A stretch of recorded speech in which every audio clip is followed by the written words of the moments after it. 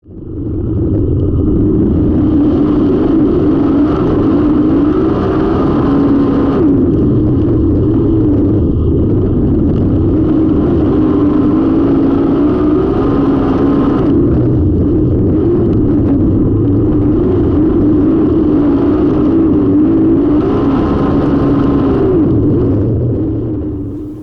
Gallagher here, the CLS show. Tonight's guest, ChaseViebrock, New Richmond driver, also known as the New Richmond Nightmare, which we'll have to get into that later, where that came from. But driver, sprint car at Cedar Lake Speedway and throughout the Midwest, upper Midwest. Chase, thanks for joining us tonight. Getting ready, gearing up for 2023. Obviously, it's been a long off season for everyone, and as we still look outside, we see rain and snow.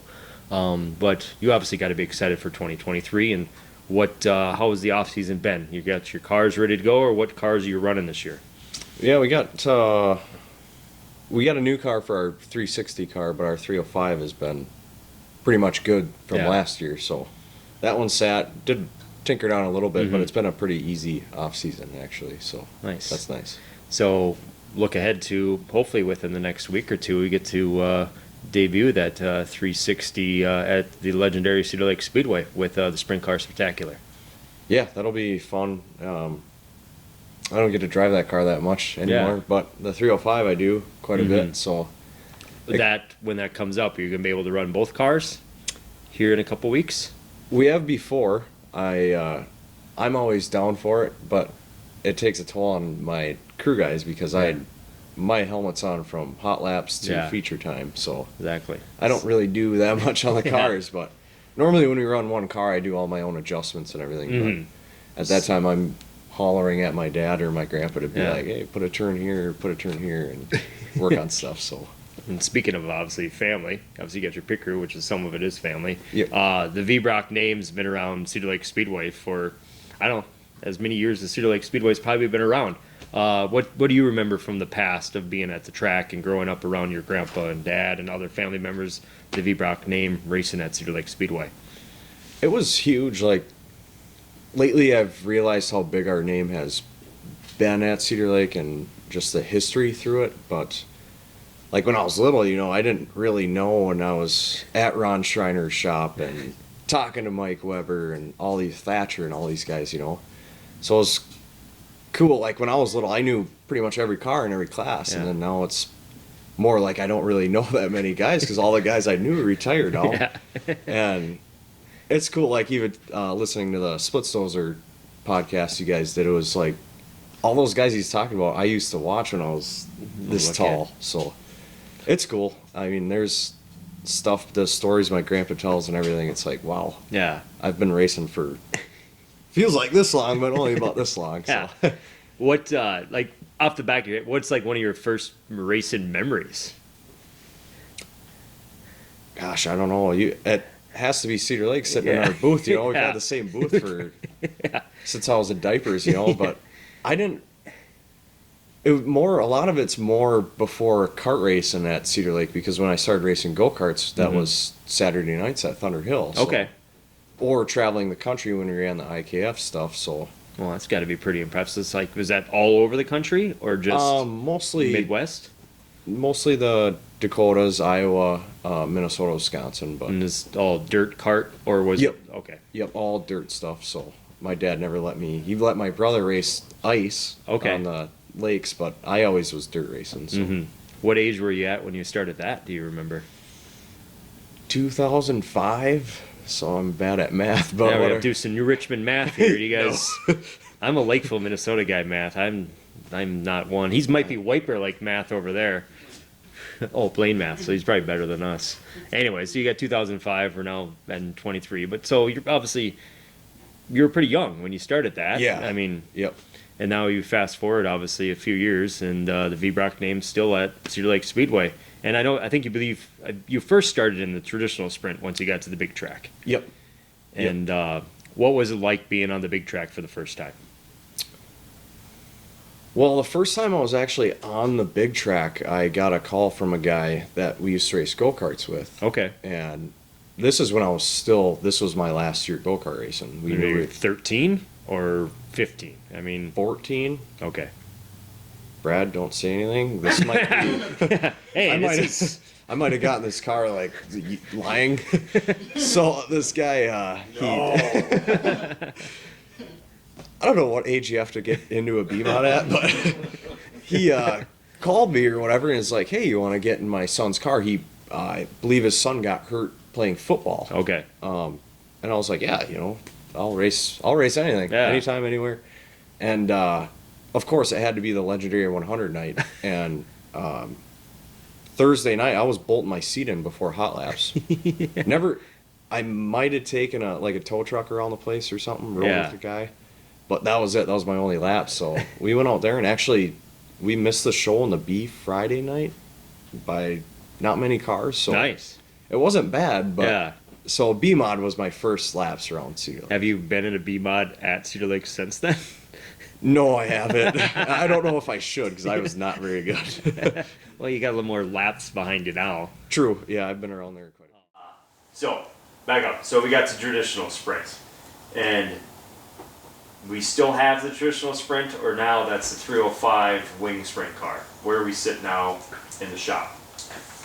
So right now, I know the rules have changed a little bit, so that's where kind of catch people up on where we're all at. Where rules are. Okay. Not necessarily rules, just the 305. Is that a wing one or is that non-wing? I have all wing sprint cars now. Okay. So I put the marshmallow on the top after I broke my back. So the traditional car that was our original car still. I think that was our second or third year in the traditionals when I flipped that car. So that car lasted quite a while. Yeah. Mostly it's all wing cars in the shop now. Yep. You have the obviously 360. How many times have you ran that 360? Quite a bit. We used to we ran Jackson for 2-3 years there. Okay. And that was every Friday night. So that was when UMSS kind of was teetering on what to do with the wing sprint car type of stuff. So we had 360s after we won the championship with UMSS, and then they were trying to figure out a more economical motor package for the class for this area. So they were like, well, and then my grandpa's like, well, we got the motors, so we may as well travel and go with the big boys, Yep, exactly. And obviously you got the 305 wing sprint car. What do you see the big differences? Obviously 305 to 360, I mean, you got a lot of horsepower difference, but what do you see the big differences besides the horsepower? It's more of a family-friendly class, I would say. Okay. It's sprint cars are sprint cars. You could buy an outlaw car today and you can run it with the UMSS. They're all the same. It's just basically just motors and wings are different. But I don't really know. Obviously the difference of driving style is a lot different. Yeah. But there's not really much else. There's just a different cubic inch in the car, really. So setup wise, like you said, you like to, hey, I'm the one that, hey, coming after hot laps, want to give you this idea, or I'm out of the car, wrenching here, wrenching there. Is there a lot of setup changes you need to do? Like, say, if it's super tacky, can you run the same setup with this car to this car? Or not necessarily, because the horsepower changes it up so much? Yeah. There's not a lot, really. Ride heights are a little bit different. Okay. But that's about it. I mean, tires, we have a different tire compound for the series. So that's what they make you run. But, I run the same shocks and everything. So with the 360, we put a wing slider on the car. So that's where I can adjust it manually in the car. The 305s do not allow that. All right. But that's about it. The wing adjustment, I mean, obviously, was it kind of like a brake bias type setup in that sense? Is it easy to operate as you're going down the back stretch or front stretch, or I mean, do you use it a lot, or you find that sweet spot and that's where I go, or as the track changes, do you find yourself using it a lot? When we run the 360 car, I play with it quite a bit because I am not obviously outlaw quality driver. Well, yeah. So those guys know, like, I've noticed in that car when we raced it fluently, it was like a half inch on that wing slider would make a huge difference. Wow. And it took me, a year to figure that out, where I was like, God, I should move it like 3 inches to get more air on the rear tires because it's slick, I want more traction. And then it would be like, oh, I'm coming out of the corner way too tight now. And I literally move it by half-inch increments now. Oh wow. And what is it? Just, I mean, is it 2 inches the max, or is it? I think You don't it's even 8 know. inches. Oh wow. I think it's 8 inches you can move it. And now you're just moving it little teeny bits Yep. along the way. Yep, So it don't that's take pretty much. impressive. Going back to your family, the Viebrock name, obviously Cedar Lake Speedway. What were you kind of like, hey, I am a Viebrock, I'm stuck racing? Or did you do other sports or other things that, like, at one point in time, like, well, maybe you're good at this, maybe go down that path? Or was it like, hey, no, I'm always going to be a racer? Or never even thought about it? I guess I was born into it. Yeah. So like, I think my fiance now, I think my first time going camping with him was like 2014. Yeah. And it's my first time camping ever. Like, this was never my weekends. Yeah. And I go there and we sit in the lawn chair, have a little fire, have some barley pops, and it's like this. Like, is there anything you guys need anything fixed, or like anything to get my hands dirty? Yeah. You know, and it was just new to me. It was a mind-boggling experience Yeah. to just sit there, But no, I've never really thought about anything else. I never played sports. I was always racing. My dad and my grandpa kind of made me a racer, so Yeah. that's all I know on the weekends. But Awesome. I bought a side-by-side and stuff now, so I'm Yeah. tinkering into the soft life, I would say. Yeah. But Soft light, you're obviously engaged, so you must be getting married down the road. Congratulations to that. Thanks. But obviously a Monday through Friday. I mean, you're not just one sitting around playing video games, iRacing, getting ready for the next race weekend. I mean, you have a normal life, normal job, and you work on your car when you can and get it ready for the race weekends. yep. What does it look like? Your Monday through Friday. I mean, where do you work at? Like, What do I do? you go get caribou every morning on the way to the office, or way to the factory job? No, so lately I've been waking up at 3 in the morning. Oh wow. I make my own coffee because most of the time nothing's really open at 3 in the morning besides gas stations. Yeah. And I'm a union electrician, Okay. journeyman. So I'm running work now for Neo Electric, one of my sponsors. Awesome. Great guys, great group of people. They've really taken a big liking into my racing so far, so I think they like me working and racing for them. But yeah, I'm an electrician, so Awesome. I work anywhere from 40 to 80 hours a week and fit racing in there every Saturday, Friday, Saturday, Sunday, Thursday, Friday, Saturday, Sunday. And You just pull into the racetrack, or pull into work or into the job site with the race trailer. I did that a few times last year. I showed up in my work boots and everything because I don't have time to go home and change, Yeah. My grandpa, we usually, if we know I'm gonna be like that, Yeah. we usually load the car one night early, Mm-hmm. and he brings it out there, gets it all unloaded, does his thing, and I usually just show up, put my suit on, and they're already yelling at me to get in the car for hot laps. Hey, So. that works. You got to work though. You got to Yep. make the money elsewhere. Sounds like a great sponsor. You got plenty of other great sponsors. What's a few of them you want to give a shout out to? I got Sam's Christmas Village. They just came on board. They're in Somerset, the big light show for Christmas. Oh yeah, perfect. There's a lot of people out there that go to it, so that was cool. That surprising they came on. Mhm. I got Horse Creek Firewood, Okay. good family friend of ours. Liquid Nitro, they're on there.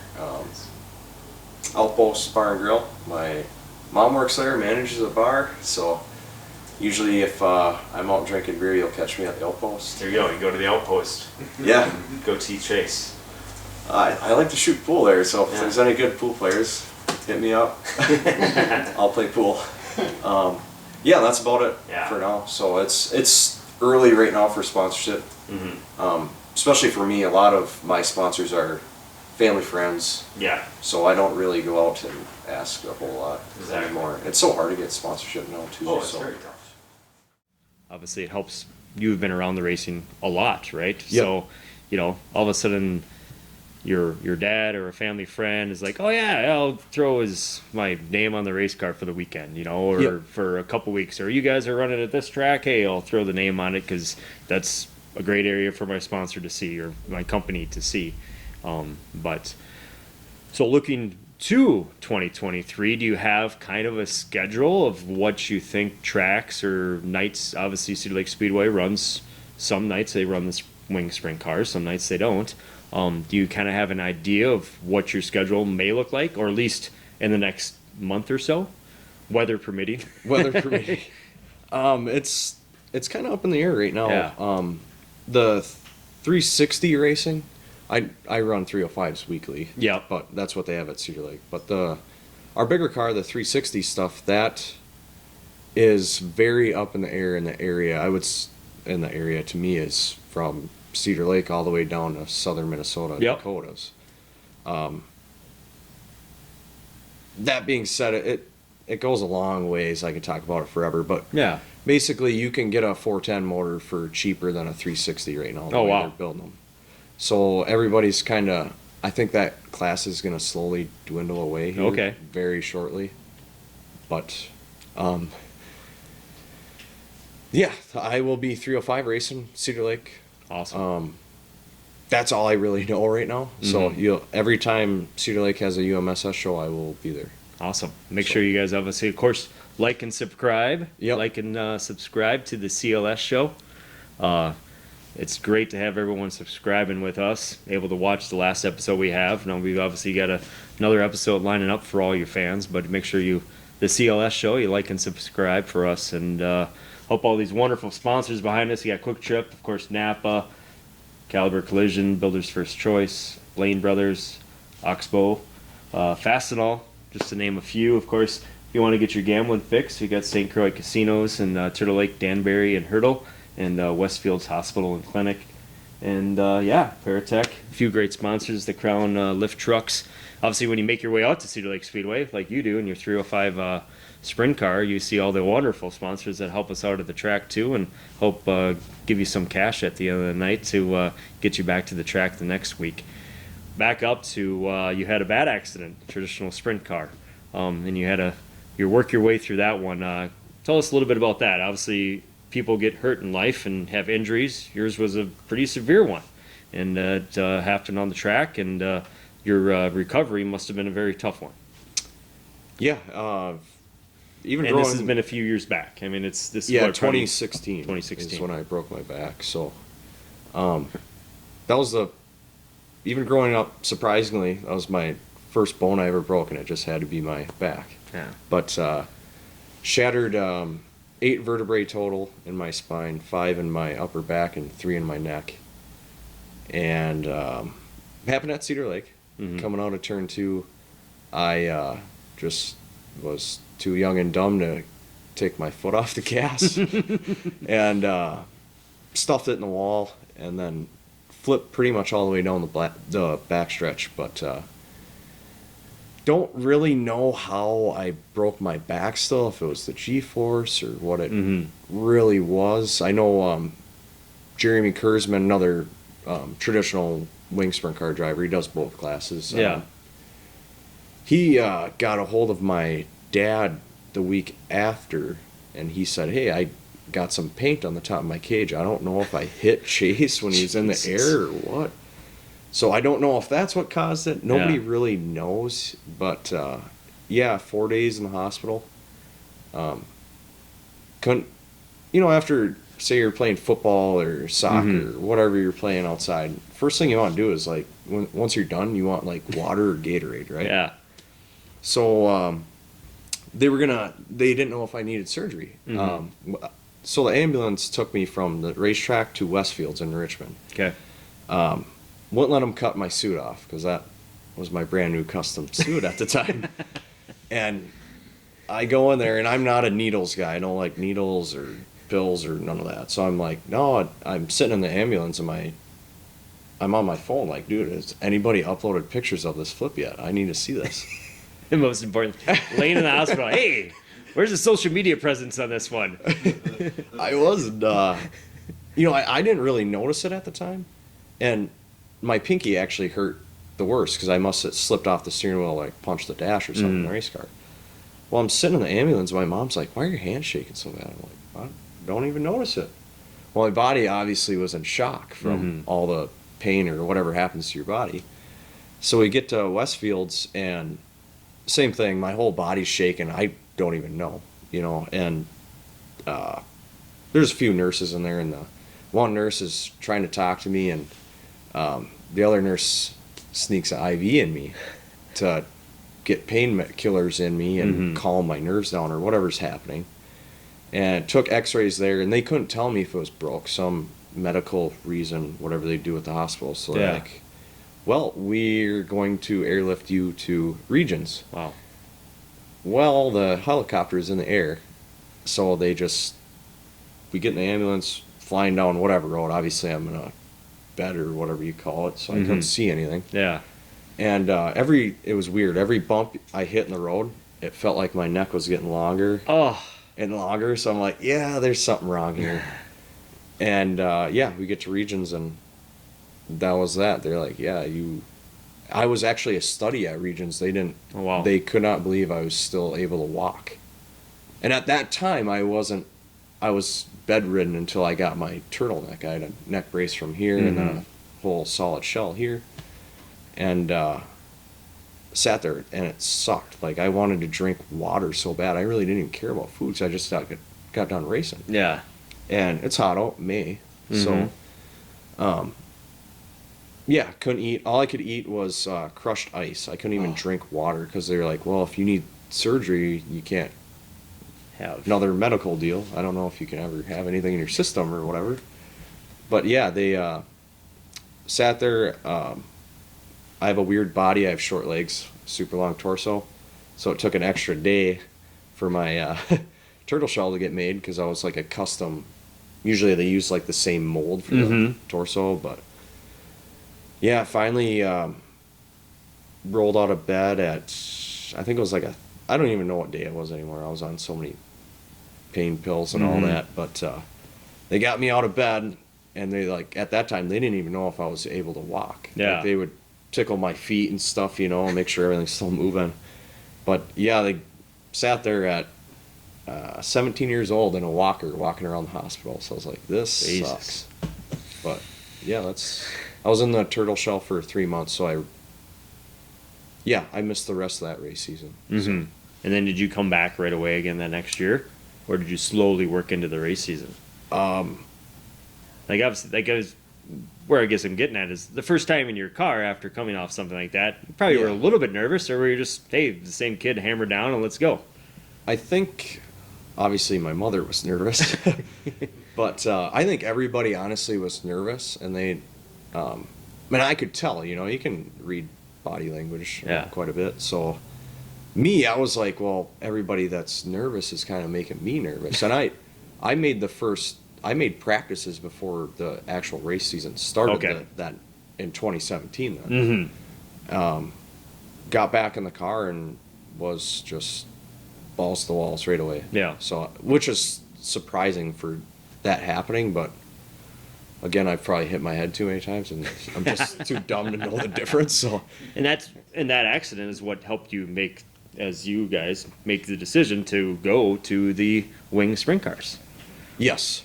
Or what it sounds like. I mean, non-wing sprint car racing is, I would say, the most dangerous race car on dirt. Yeah. You take a tumble in those, they don't stop, and every hit is hard. But the wing, I feel like, don't take it the wrong way. Flipping still hurts in a sprint car. Yeah. But the wing helps slow the car down, and it also takes a lot of the impact from the cage out of the equation, so that helps. But yeah, it still hurts. I've taken a tumble in those too. So.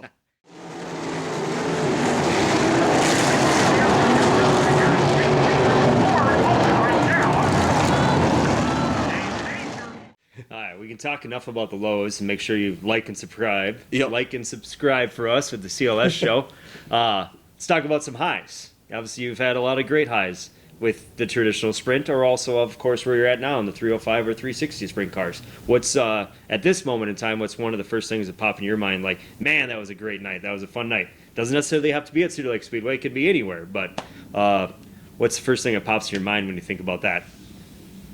I would say Obviously the legendary 100s are huge for me. Yeah. Just growing up at that, being in diapers at the racetrack, and then being able to win a legendary 100. I won 2 or 3 of them now. I don't know the exact number. It's good. I was just start counting fingers. But it's, Some guy can barely make the race. I've been trying to make the race for 15 years. The legendary 100. This guy's got 3 wins now. But anyways, but yeah. That's like, the legendary is my favorite show. I was at Cedar Lake when it used to be the Wasota 100. Mm-hmm. But it's still a huge show. I like seeing all the fans at that race, and obviously it's not a USA Nationals event or the bus races or something like that. But it's still, to me, it's like a prestige event for me. I'm not going to go win the Knoxville Nationals tomorrow, but there's something about Cedar Lake and my family, and I can throw a rock from our shop and hit the racetrack. So that's the cool part. Yeah. But, also a big one for me is racing at Knoxville. Mm-hmm. That was cool, but I've never been I wasn't always a sprint car guy. Yeah. My grandpa raced modifieds and late models and No. that stuff. So that's what I grew up watching. So I'm one of the guys that are right on the fence. I like everything. Yeah. I like going to I don't even know who has street stocks and pure stocks anymore, but they put on a great show every night. That's like one of my favorite classes to watch. So to all the late model modified sprint car guys, you should watch that class. It's a good class. I like watching that. But there's always that controversy between everybody, like, sprint cars suck, or this sucks. But I like watching it all. I'm just as big of a race fan as I am a racer. So That's awesome. I like everything. So Obviously, you're also a big fan of Minnesota Wild. yes. And I believe there's a game coming on maybe later tonight. I know it is. Yep. But fun season. It seemed like you actually maybe even did a road trip this year to go check out the Minnesota Wild. Where was that? Yeah, so my fiance, just on a whim, it's kind of a thing we're going to start now, but we went to Columbus, Ohio. Nice. For a away Wild game.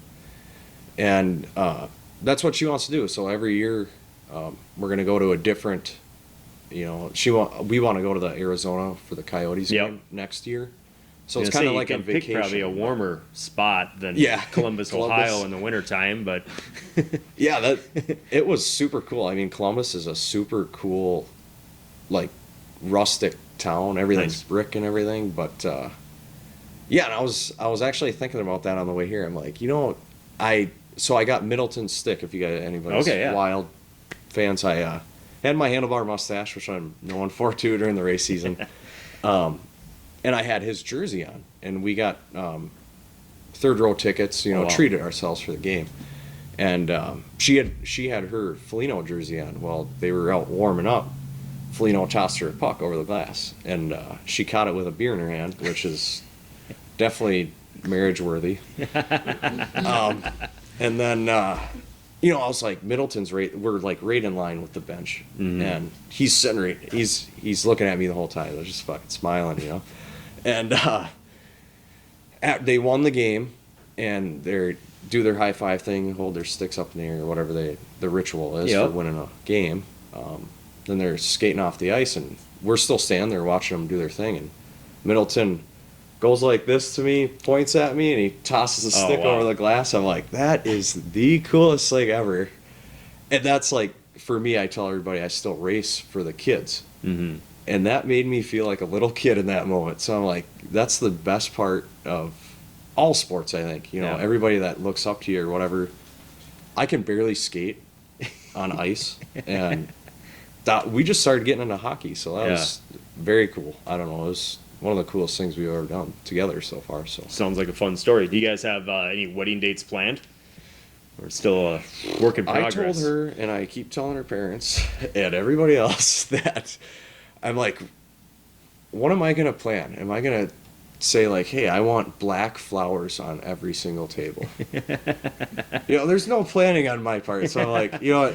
If you want to get married, you plan it. Yeah. Like, I'm not a very good planner. It probably won't be a Saturday somewhere between May or late September, though, I would say, right?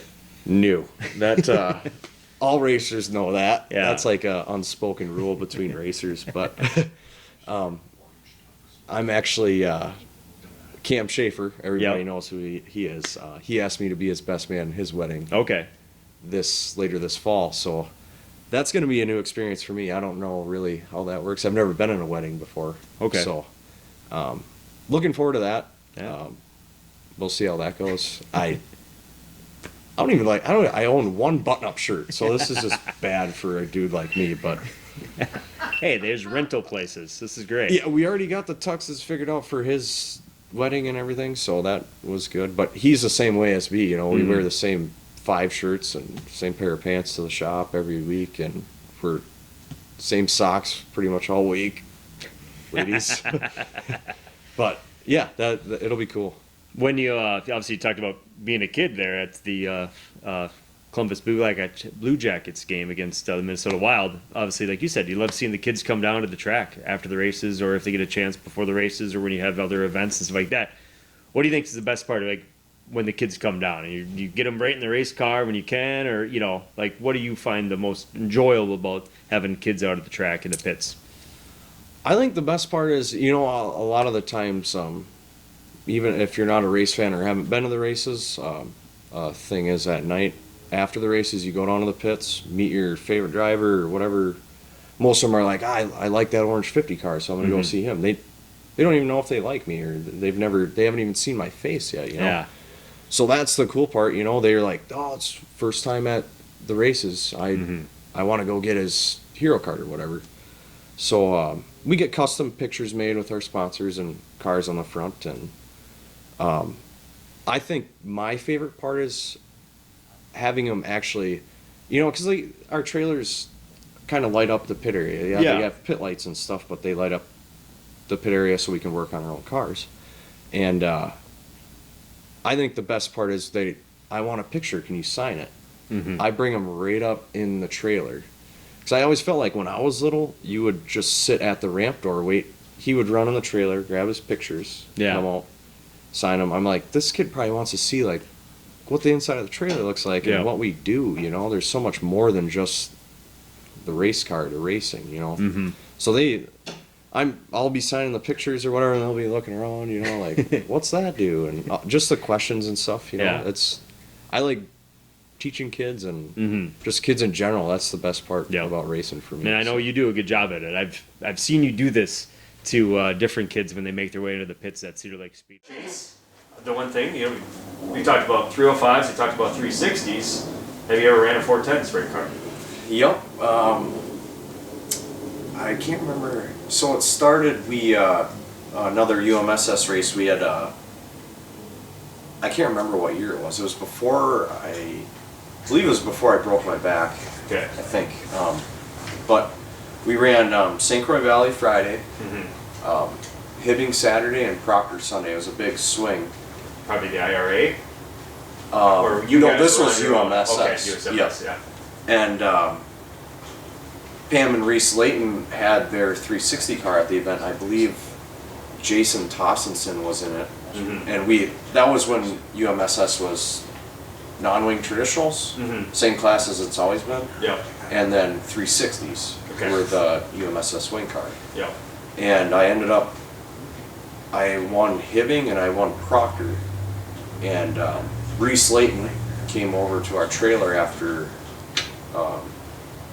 winning Proctor. It was a Sunday night. And he's like, hey, I want a hero card. I didn't even know who he was at that point. He just looked like a race fan. I'm like, yeah, I got one right here. And so Monday or Tuesday, I'm washing our race car at the shop there, and I get a phone call, a 218 number, like I think it said Hermantown or Minnesota or whatever it was. Yeah. And I'm washing the car, so I'm like, did we leave like a floor jack up in the pit somewhere or something, or didn't sign some waivers, whatever. And it was him. He's like, no, it was a Monday night, and we were washing the race car, and Reese calls me. He said, hey, you want to run my car tomorrow? Never sat in a wing sprint car. Yeah. You want to run with the World of Wallace tomorrow in Granite City Tuesday night? And I'm like, yeah, I'll unbolt my seat right now. I only got one seat, you know. Yeah. My grandpa's in doing work orders for his business at the shop there, and I said, hey, we're gonna go around the world of outlaws tomorrow night. He's like, snaps his neck around. He's like, well, we better start taking the seat out of the car. I'm like, well, you think it's like for real? You know, like I don't want to just unbolt the seat and then not put it in or whatever. So, you know, I got everything ready, got all my gear together, and calls me again. He's like, yep, we're heading down to Granite City. This was Tuesday morning or something. And I wasn't working. I was still in school. Yeah. So, yeah, my dad's driving. I didn't even have a driver's license at the time. You weren't 14 though, were you? No, I was 15. Yeah. I think I had my permit. Yeah. But my dad, you know, I'm nervous. My hands are wet. I can't even sleep at night. So I'm like, I'm gonna go race the World of Outlaws. You know, and Yeah. I'm probably gonna get lapped. Like I'm counting on my fingers. Like how many times am I gonna get lapped, or am I gonna be good, or you just never know. And, we head to Granite City, and they were on a deal with the World of Outlaws where you if you sign a contract with them for like X amount of shows, you get X amount of free pit passes and all Okay. that stuff. So Reese was like, hey, there's a pit pass waiting for you at the gate. We got the car unloaded. We just got to put your seat in. So we got there early, like 1:30, 2 o'clock. And get everything signed in. And you got to sign a bunch of paperwork with the World of Outlaws. Well, then get the seat in the car and everything. And there's forecasts coming in. And the World of Outlaws come over to the trail and they're like, you can't race with us. And I'm like, well, like, why? I drove all this way to, like, you know, I'm racing, dude. Yeah. And they're like, you're not old enough. You're under 18, so you need 3 of these World of Outlaw drivers to sign this piece of paper saying you're good enough to race with us. So I'm like, well, who's going to sign for me? Like, I don't know any of these guys.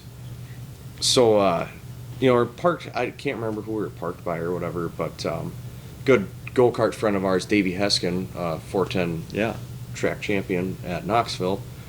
I knew him from go-kart racing, obviously, so I was like, dude, will you sign this for me? I really want to race this 410 car. And he's like, yep, I'll sign it. Davey's one of the nicest guys you'll ever meet.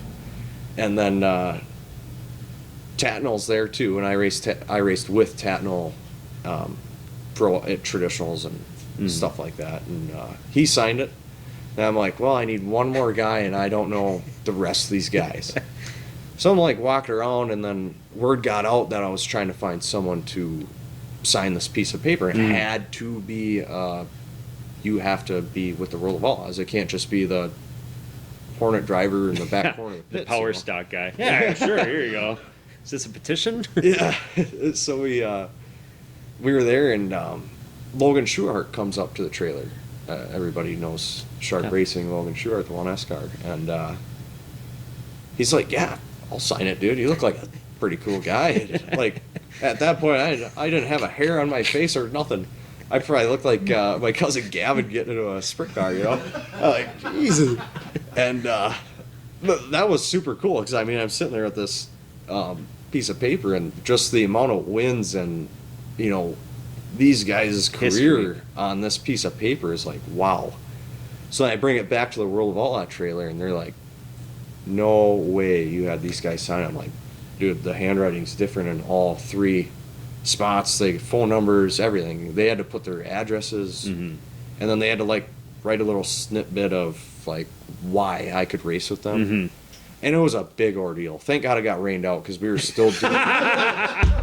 No, they had the rain date was the next night, but thank God it rained out Tuesday night, because we were still doing paperwork at, like, it would be qualifying time at that point. You know, I've never firing off a traditional sprint car, because it's carbureted, is a lot different than firing off like a 410. You got to turn fuel on, watch the oil pressure, all this stuff. So like I needed to run through that with Reese and everything, and I'm like, this just isn't going to work out. But yeah, we went home that night, and I'm like, okay, got my dirt card or whatever, like I'm good to go. And good thing the rain passed through and everything, and we went out there, and it was a mud fest, fast, you know, you got 900 horse in a 1,500-pound car, and just flying. But made the show. Ended up making the show, which is a win in itself. Yeah. And I think I ran last in the A main or something, but still made the show. And yeah. it was cool. Did you get to run that 410 any other races throughout that season, or was that kind of just one of the duns, and or Yeah, maybe with so someone else? That one, so that was Granite City, and Reese must have ended up liking what I did for him or whatever at that show, and that was when NSL Sprint Car Series was around. So NSL was at Cedar Lake like the next weekend. And I'm like, okay, it's my stomping grounds. We got to do something here. Yeah. And he ended up calling me anyways. He's like, hey, you want to run NSL at Cedar Lake? And I'm like, well, yeah, I want to. So coolest part about that, and I still tell everybody this, little bit of rain that day with the NSL at Cedar Lake. We go out for qualifying, and vapor trails are coming off the nose wing. We're going so fast. And I come in after you qualify, you got to go to scale and everything, and then you go back to your pit area. And the top of my helmet was soaking wet with the vapors of the air. So it'd come off the nose wing and it'd travel right over my helmet and off. Back.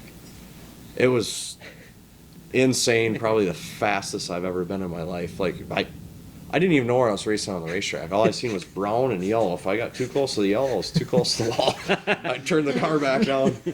But and I think there was 31 cars. I qualified like 19th, so couldn't imagine what quick time, how fast he thought he was going. Yeah.